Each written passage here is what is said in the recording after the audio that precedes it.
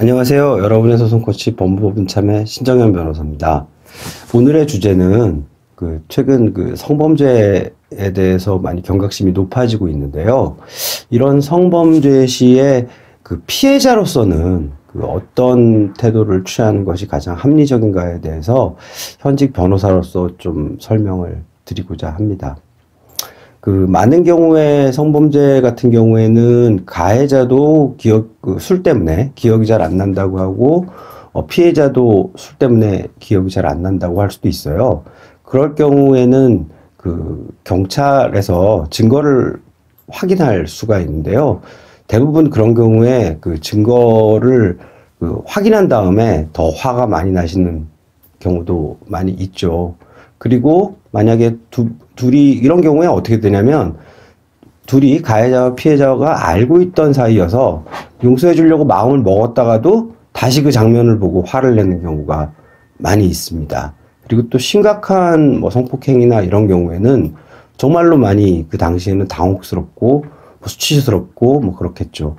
그렇지만 성범죄 관련 피해자 보호 법률을 보시면 성범죄 피해자를 우리 법은 굉장히 두텁게 보호하고 있습니다. 심지어는 개명까지도 허용을 하고, 그다음에 절대로 피해자와 가해자를 만나지 않도록 하는 조치들이 많이 있습니다. 그래서 피해자가 되셨을 때는 사설 변호인을 선임을 하시든지, 아니면 피해자 국선 변호인을 선임하시는 것도 좋은 방법입니다. 이 변호인들이 하는 역할, 그러니까 피해자의 변호인들이 하는 역할은,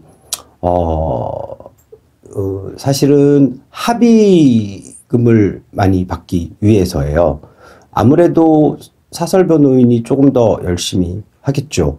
근데 많이들 오해를 하시는 게, 화가 나서 나는 합의를 하지 않겠다, 이러는 피해자분들도 많이 계세요. 그런데, 이 성범죄 같은 경우에는, 합의를 해 주셔도, 처벌 불원서를 내줘도 형량에만 영향을 미칠 뿐, 처벌은 무조건 받습니다. 그러니까, 만약에 계속해서 합의를 안 해줬을 경우에,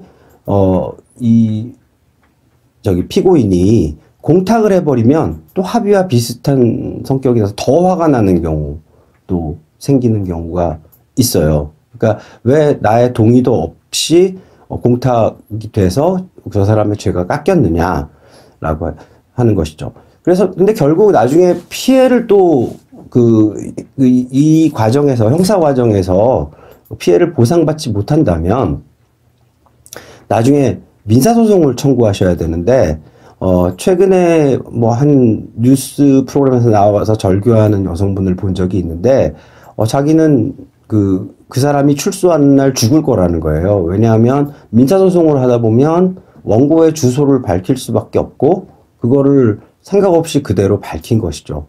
이 경우에는, 꼭 주소가 현재 살고 있는 주소가 아니어도 되는 방법들이 있기 때문에 변호사와 상의해서 그러니까 다른 주소를 사용할 수 있고, 모든 송달은 변호인에게 올 수 있도록 조치를 했으면 그분이 그런 고통을 당하지 않았을 텐데, 되게 보면서 좀 아쉬운 부분이 있었어요.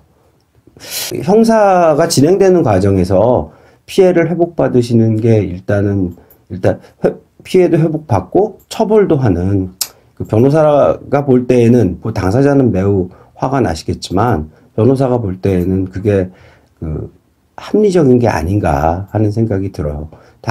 저 사람을 예를 들어서 3년형이 나올 거를 내가 처벌 불원서와 합의서를 써주면 2년이나 1년 6개월로 깎인다고 하더라도, 그거는 또 항소심에 가서 피고인이 피해자를 위한 공탁을 하게 되면 또 그만큼 깎아줄 수밖에 없는 게 또 우리 법의 현실이거든요. 그래서 받을 수 있을 때 많이 받는 게 좋은 거죠. 그리고 또 만약에 이제 이 사설 변호인이나 국선 변호인이 또 하는 일은, 공판 과정에 나가서 피고인이 하는 거짓말들을 탄핵할 수 있는 권리가 있는 거죠.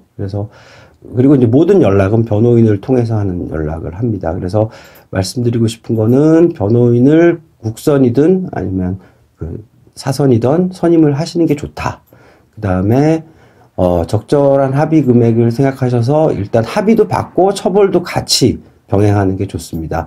제가 지난번 동영상에서도 계속 설명을 드렸듯이 만약에 집행유예가 된다고 하더라도 피고인에게는 신상 정보를 등록하고 뭐 공개하고 이런 또 가서 교육을 받아야 하고 이런 남성으로서는 조금 견디기 힘든 처벌들이 부가적인 처벌들이 있거든요. 그렇기 때문에 그 합의금은 받으시는 게 좋다는 게 변호사의 생각이고 실제로 이제 강간 사건 가장 이제 가장 뭐 센 범죄죠. 그러니까 강간 사건 같은 경우, 성폭력 같은 경우에 대략 한 판결 금액, 손해배상 판결 금액이 한 뭐 심한 경우에 한 3천에서 5천 사이 정도로 난다는 거를 생각하시고 거기에 준해서 합의금을 변호인과 잘 상의하셔서 합의금도 받으시고 어차피 그렇다고 또 처벌이 면해지는 것도 아니기 때문에 화는 많이 나시겠지만 합리적인 판단을